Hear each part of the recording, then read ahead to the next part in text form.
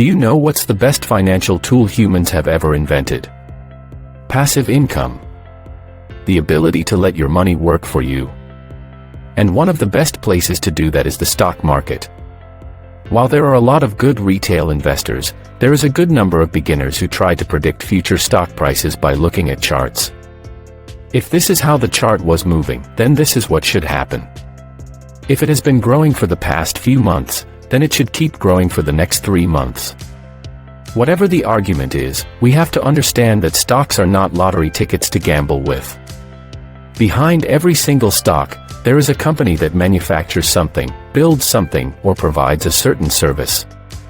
So you don't have to look at the stock only, but rather look at what is the business behind that stock and how well it's performing.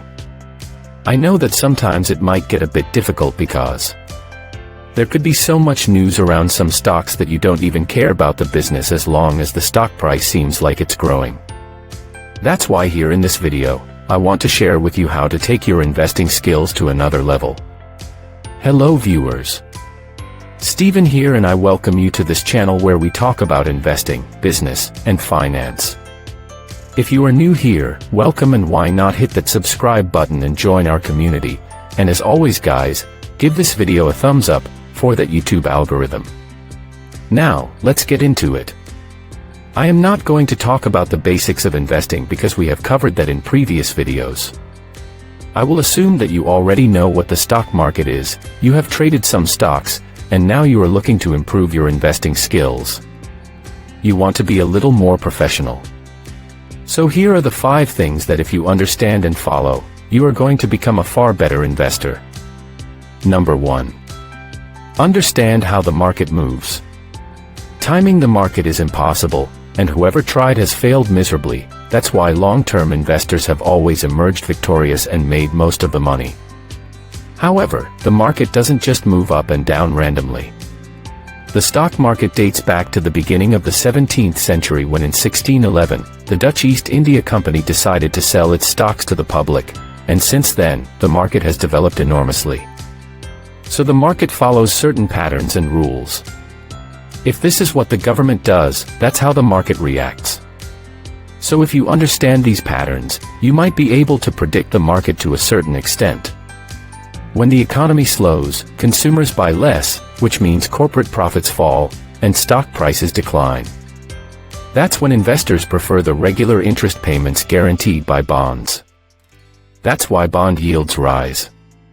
Understanding the relationship between bonds and the stock market will help you to understand the direction that the market is headed.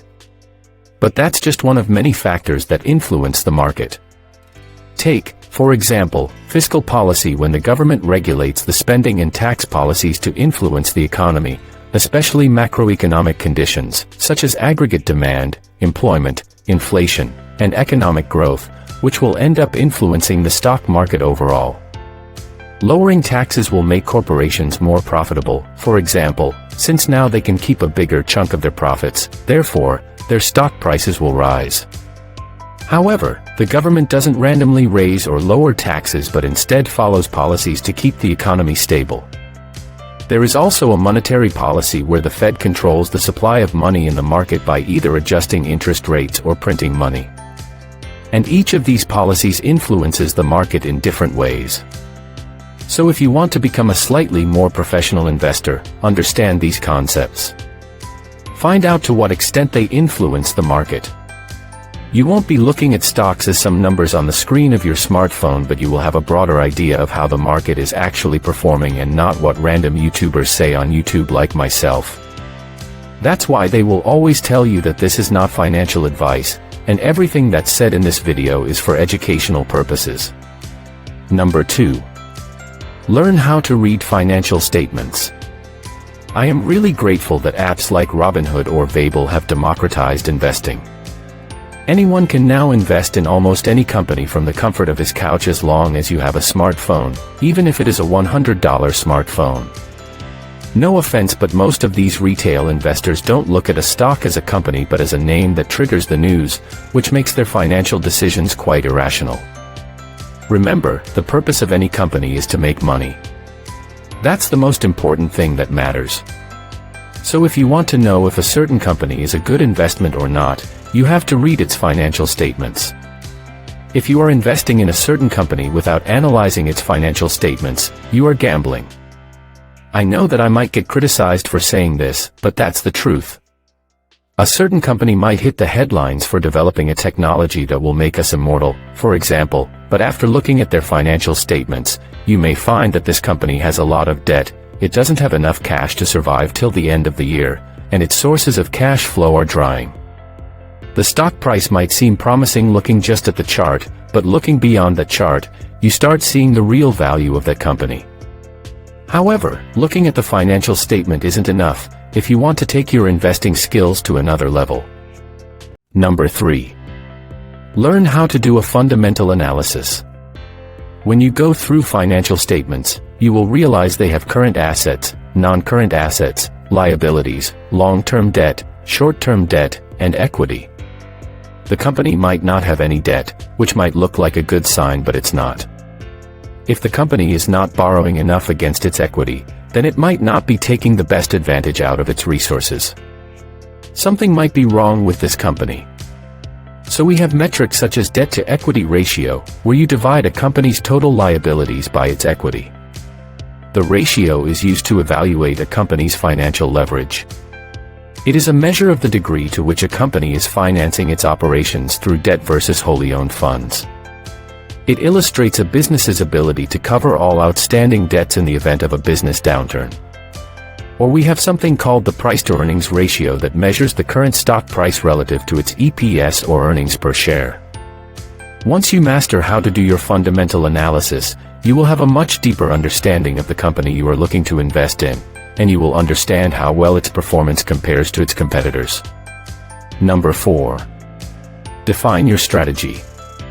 If your strategy is to just get into the stock market, buy whatever is trending on the news, and expect to become a millionaire, then you can only rely on luck. Then good luck.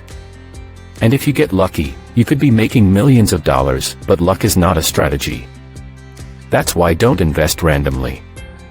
Before you start throwing money into the market, understand what your strategy is. Are you trying to profit from the rise of highly volatile tech stocks?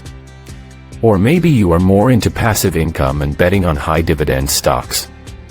Or maybe you are more conservative and emotional, so you are more into mutual funds. Or maybe you do not want to wait that long to enjoy the fruits of your investments, so you get into day trading. It doesn't matter what your strategy is, as long as you have one. Number 5. Master a few industries. What distinguishes a great investor from an ignorant is how much the investor knows about the company he is investing in. As we have mentioned before, that behind every stock, there is a company, and behind every company, there is a product or service, and the success of that stock is going to be based on the success of that particular product or service. The people who early on invested in Amazon or Netflix, for example, had a really deep understanding of the internet. These people understood the internet so well that they could clearly see how 20 years later, everyone is going to buy his next gadget on the internet or would replace his cable subscription with online streaming such as Netflix.